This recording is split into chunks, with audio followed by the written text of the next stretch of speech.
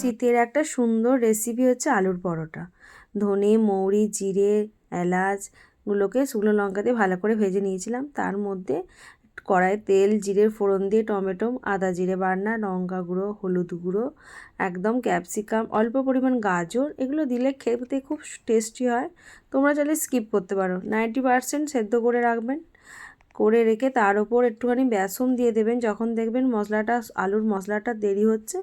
আর ভেজে রাখা শুকনো লঙ্কার মিশ্রণটা আর ধনেপাতা দিয়ে, চাইলে আপনারা স্কিপ করতে পারেন ধনেপাতা। এদিকে ডোটা আমি মেখে আধ ঘন্টার জন্য রেখে দিয়েছিলাম।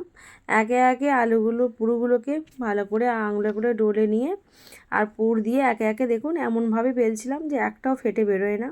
তারপর কম তেলে একে একে ছড়িয়ে ছড়িয়ে খুব সুন্দর করে ভাজবেন আর লুচির মতন ফুলবে।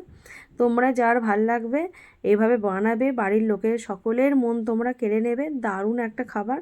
ভালো লাগলে একটা লাইক করবেন। অপেক্ষা থাকুন, আবার নতুন একটা রেসিপি নিয়ে চলে আসবো।